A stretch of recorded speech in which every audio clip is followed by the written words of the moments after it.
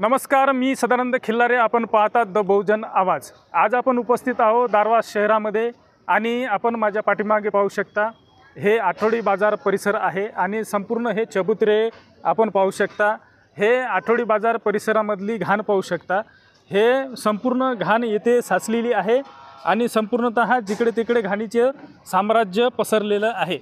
तर मी आपणाला या परिसरातील संपूर्ण घाण दाखवण्याचा प्रयत्न करतो आणि आपण पाहू शकता सर्वत्र येथे घाणीचं साम्राज्य पसरलेलं आहे आणि हा आठवडी बाजार परिसर असल्यामुळे येथे कुठल्याही प्रकारचं शौचालयाचं किंवा स्वच्छतागृहाची सुद्धा व्यवस्था नाही. महिला जर येथे नागरिक आल्या तर त्यांची येथे कुचंबना होत आहे. तर अशा प्रकारची येथे कुठेतरी स्वच्छतागृह किंवा शौचालयाची व्यवस्था स्थानिक नगरपरिषद प्रशासनानं केली पाहिजे. भारत सरकारने 2014मध्ये स्वच्छता मोहीम राबवायला सुरुवात केलेली आहे, परंतु आपल्याला स्वच्छता केवळ रस्तोरस्तीच दिसते, परंतु अशा प्रकारच्या या परिसरामध्ये कुठल्याही प्रकारची स्वच्छता नाही आणि अनेक प्रकारच्या येथे घाणीचं साम्राज्य आहे. आपण माझ्या पाठीमागे पाहू शकता. आपल्यासोबत नागरिक उपस्थित आहे. भाऊ, आपलं प्रथमतः नाव सांगा. रवी गोयल नाव आहे माझं. माझं कापडचं दुकान आहे लहानवालं. मी बाजारात रविवारी लावत असतो, पण इथं खूप घाण राहते. बरं, मला विचारायचं आहे, सर्वत्र इथे घाण पसरलेली आहे. ही जे घाण आहे सर्वत्र पसरलेली, ही अशीच घाण नेहमी राहते का? कवा कवा कमिटीवाले येते, बाकी 12 कवा कवा म्हणजे कधी कधी किती दिवसातून येते? किती दिवसातून येते? कवा शनिवारी दिसते, कवा कवा दिसते, बाकी घाण तशीच राहते. बरं, किती दिवसातून, किती महिन्यातून, किती आठवड्यातून येते? तर ते तर 2 महिने 3 महिन्यात दिसत असेल मला, पण शनिवारी येते असं ऐकण्यात आहे. पण गंदगी तशीच दिसू राहिली सर. पण आणि आपण पाहता हे आठवडी बाजार परिसर आहे, इथं महिला वर्ग सुद्धा येतो आणि कुठल्याही प्रकारचं स्वच्छतागृह नाही किंवा शौचालयाची व्यवस्था नाही. महिलाची येथे कुचंबना होताना आपल्याला वाटत नाही का?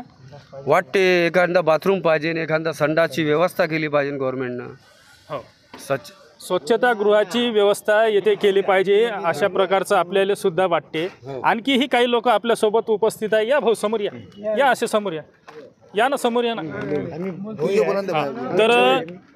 तर आपल्यासोबत काही येथे व्यापारी वर्ग सुद्धा उपस्थित आहे. त्यांच्याकडून आपण जाणून घेऊया. आपलं नाव सांगा. मोहम्मद मोहसेन अब्दुल जमील. बरं, आपण काय करता इथे? इथं मासोळीचा इकरी. मासोळीचे व्यापारी आहात. आपण मासोळीचा व्यवसाय करता. तर काय मागणी आहे आपली? काय म्हणणं आहे? काय समस्या आहे? मागणी फक्त एकच आहे का हे दुकानं पहा तुम्ही येऊन समोर पहा, तुम्हाला माहिती पडते. रोड पूर्ण पॅक झालेला आहे. इथून मैयत जाते या रोडावरून. ते रोड पूर्ण पॅक झालेला आहे. दुकानं अंदर कोणी लावत नाही. दुसरी बात, या ओटा खाली आहे. इथं आम्हाला सगळ्या मिळून जागा दिली सीओ साहेबाने, तर आमच्या सर्वांचे दुकानं एका ठिकाणी बसते आणि रोडाच्या साईडमध्ये बसते. तेवढा निवेदन पहिले दिलेलं आहे आम्ही, तरी ते कोणी प्रशासन येत नाही आणि तिथं पाहत नाही. आणि तुम्ही समोर पहा. तर हे मासोळीचे छोटे व्यापारी आहे असल्याचं यांनी सांगितलेलं आहे आणि यांची एकच मागणी आहे की यांना सुद्धा ज्याप्रमाणे इतर भाजीपालीसाठी किंवा इतरही व्यावसायिकांना चबुतरे बांधून दिले, अशा प्रकारचे चबुतरे तुम्हाला सुद्धा बांधून द्यावे असं तुमची मागणी आहे? आम्हाला त्याने नाही दिलं, आम्ही स्वतः बांधतो. आम्हाला फक्त जागाची मोजणी पाहिजे का इथं तुमचा हक्क, इथं तुमची दुकान. भाऊ, आपलं नाव सांगा. फारुख खान, असलम खान.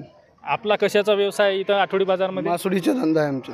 बरं, तर आपण इथे पाहतो स्वच्छता कशाही प्रकारची दिसून पडत नाही आणि सर्वत्र घाण पसरलेली आहे. तर काय वाटते आपल्याला? काय सांगाल?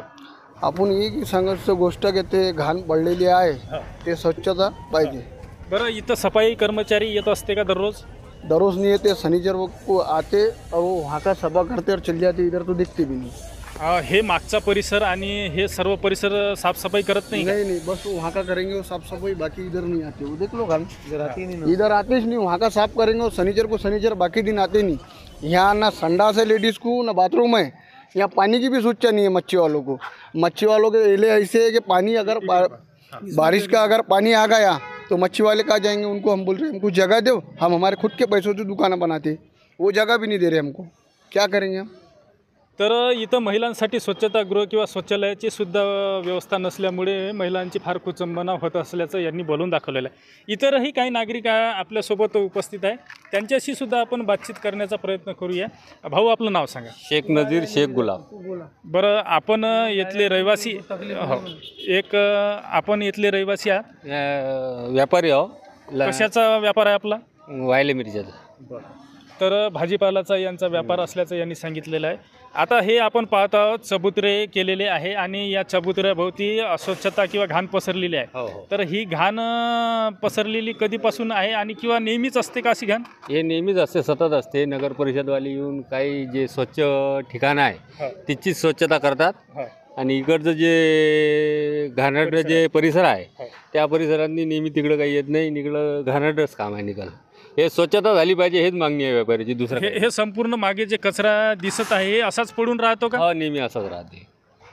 तर हे आपण माझ्या पाठीमागे पाहू शकता, हे संपूर्ण कचरा हे अशाच प्रकारचा पडून राहतो आणि संपूर्ण आठवड्यानंतर, कधीकधी 2 महिन्यात, कधीकधी आठवड्यानंतर येतात आणि समोरचा जो परिसर आहे तो स्वच्छ करून जातात आणि सफाई कर्मचारी तिकडला परिसर स्वच्छ करतात आणि सर्वत्र इथं घाण पसरलेली आहे, उचललेला नाही कचरा.